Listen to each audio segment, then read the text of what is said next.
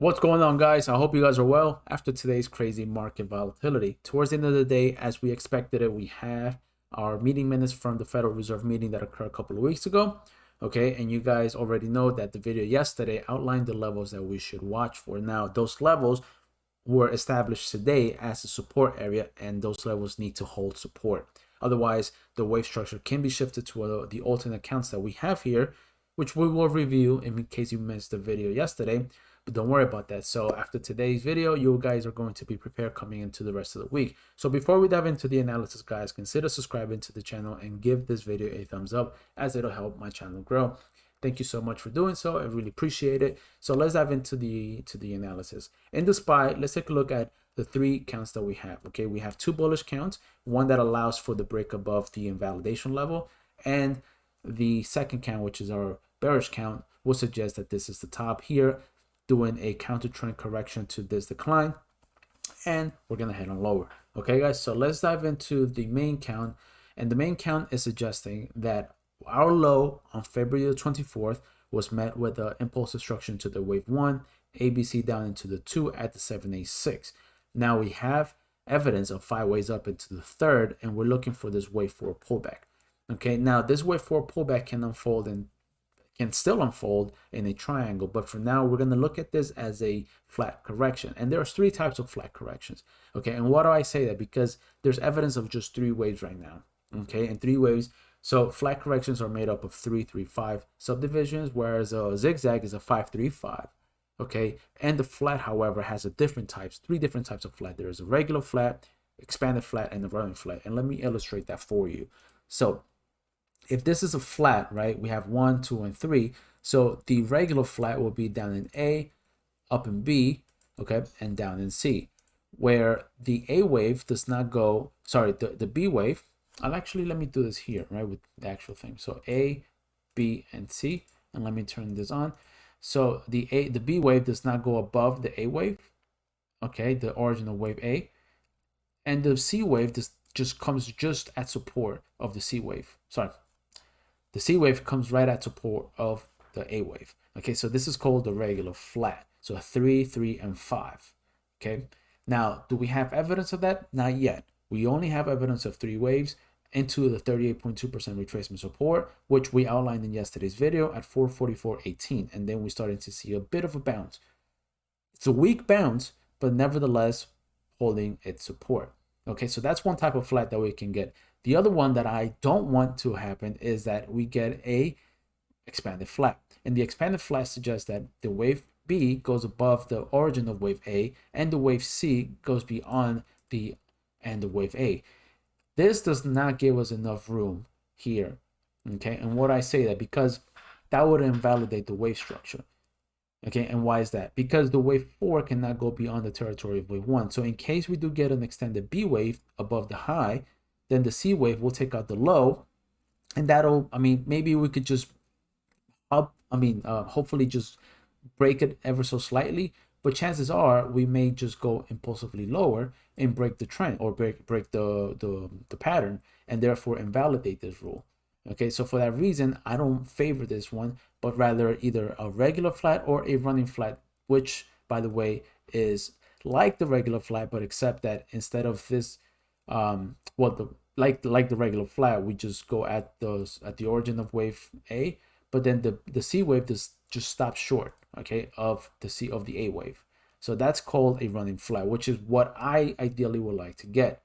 Okay, that would give us anything. Once we get the B wave, we'll know more or less where we can expect a C wave decline, but not until we get this upside move we will know. Okay, guys, so you already know the only scenario, this only plays out if we stay above the wave 1. So key level, and I will stress it, is this wave 1 high, okay, at 440.96. If we break below, this is invalidated and no longer at play, and therefore what we must do is go into our alternate version of that same count, which suggests something a little different.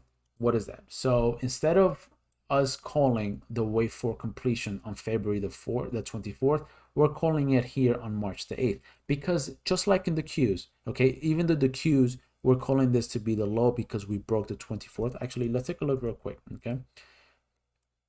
Because so like this, right? We have the 24th low. This one, in fact, did make a new low, okay? And we broke below it. So therefore, we are calling this as the bottom, whereas in the SPY, it truncated, okay, on March the 8th. So we're calling this to be the low in this version of the count. So what does that mean for this, for the rest of the upside, for the rest of the move here? This count would allow us to break above, sorry, to break below this wave structure. Sorry, the support level, okay, where we had the wave 1, okay, in the main count. This is now the wave B, obviously, of A, B, and C of wave 4 of Y. Then we have the wave 1, 2, 3, 4, and 5 of wave 1 intermediate degree. Then we have the A, B. Now we're making the 1, 2, 3, 4, and 5 of wave 2. Okay. This count, again, I'm going to repeat this, guys. This count will be valid if and when we break south of invalidation from the other level, from the other bullish count. Okay. And then that means that we're at play here. And support to this zone, support to this count will come in anywhere between the 438 and 432. Okay, this zone is a zone that I am looking for a reversal, because this area were pivot points in our charts. Okay, clearly we can see that the market tried to hold this as support and resistance and failed, but held it as support, but we broke below it. Okay, resistance, broke below it. So therefore, I do anticipate that once it was resistance, it will now become support, and then off we go. All right, so the markets diagrammatically will look something like this: 1, 2, 3, and it's here around the zone that we must be very, very now that we should be able to pay attention to this, and obviously with our patience and our form of trading, we should be able to take advantage of this move. Okay, guys, so just a bit more left. I anticipate this to go somewhere into the middle of April, okay, till we get this chart to unfold. And otherwise, if not, then you already know what the old count is going to look like, and that is this. Okay, the alternate version of this count suggests that we have 1, 2, 3, 4, and 5 into A, B, C into B, which came in at the resistance area that we explained in yesterday's video. The zone was clearly our resistance area, given the fact that we have all of this clustering of price action back here in the price history, and also came into a 786 of the higher degree wave B, which is a pretty common level for a retracement of a decline, or in this, well, decline in this case. But this looks like a counter trend move to correct this decline here.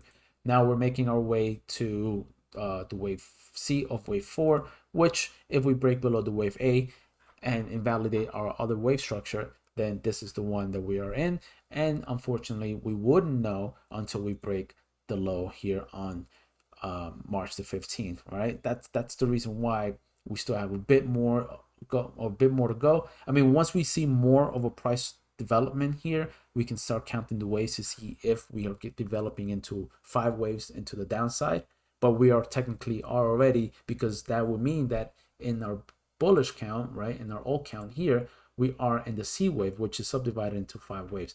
So if we start breaking south of the 618, okay, then I'm going to focus my attention to this count here. So where's the 618? The 618 is at 432. All right, 432.50-ish is a level that I will be watching should we continue on lower. All right, and that'll focus our attention to this. The next chart that I want to review with you guys is the triple Qs. So the triple Qs, same deal, guys, right? This count here, we completed the cycle in the wave 4 in the primary degree on March the 14th. We got our first wave 1, 2, 3, and now we're looking for this wave A, B, and C. We must hold above the 50% retracement, otherwise we could turn into a flat correction, right? Like I mentioned in the SPY, either A, B, C to the A, B, down to C to complete the wave 4 before we continue on higher. So levels to hold are 349.71. Okay, otherwise we continue on lower to the wave C of wave 2 in this version of the count. SMH is a bit weak, all right, but we found support. I'm trying to look for in the lower time frame, so anything maybe in divergence, guys, because I don't know, I'm not finding this, but perhaps if I zoom in, maybe we can do this together. Okay, so we already obviously have evidence of the A and the B at the 38.2. In the smaller degree, in the 15-minute time frame, can we count 5 waves down and find divergence? Maybe. So let's take a look. So this would be a wave 1, 2, a gap down into the 3rd, 4th, and 5. Maybe, but that's too small. Or perhaps the wave structure actually is the following. So this is 1, 2, 3, 4, and 5 to truncate and still hold the 618. That is yet to be determined. All right. So until we start breaking above this zone here, I'm going to delete this. Until we start breaking above this zone and filling the gap in an impulsive fashion, 258 should be our resistance zone. Actually, the low of the gap here should 257.56 should be our resistance zone, and then we should turn around and hold the 249. So this zone, this region, 249 and 257, we could probably trade sideways into it, right? Into a truncated fifth of C of 2 before we could actually reverse and turn on higher. If by any chance this market continues to break lower, okay, then I'm going to watch for invalidation at the low or the start of wave 1, okay, which comes in at 237.70-ish. All right, and let's take a look at IWM. Again, IWM, just, even if I hide, actually, no, I'm not gonna hide this. The levels that are obviously of importance are these, right? That we can clearly see them as resistance. So this could be a complex correction, W, X, and Y. So we can still be in the W, the X, and 3 more waves to the Y, or we can trade into a triangle in the X wave. I don't know. There's a bunch of different scenarios here. So for that reason, I am technically staying away from IWM, but nevertheless tracking this structure, because once it's complete, then we can anticipate this zone, okay, the zone here of 211 and 208 to hold us for a breakout, and then it's off to the races for IWM. So I still think that this one has more correction to go before we can actually determine what the wave structure is going to look like. Last but not least, let's take a look at the Dow. Going down to the 15-minute, the 1 hour time frame. The Dow is a bit tricky at the moment too, but we're holding support. So support at 38.2% retracement before we get on with the 5th wave of wave 1. So the 3rd wave here, again, WXY to the ABC, all right, to the Y wave 4. We have 1, 2, 3, ABC to the 4, and now off we go. Invalidation to this count comes in above at the break above wave 1. All right, 335.14 for you guys who love to trade value stocks. So A, B, and C to the 4 should be able to take out the highs relatively soon if the markets continue pushing to the upside. Okay, guys. Interesting developments with the Fed. If you guys missed the meeting minutes, I encourage you guys to take a look at it. The headlines, you can also read them, and the news articles. They will really give you a sort of what's the word? A brief explanation as to what actually occurred. Okay, guys. So thank you so much for tuning in. I'll see you guys bright and early tomorrow. I will go live tomorrow to give you guys an update if anything happened overnight. Take care. See you.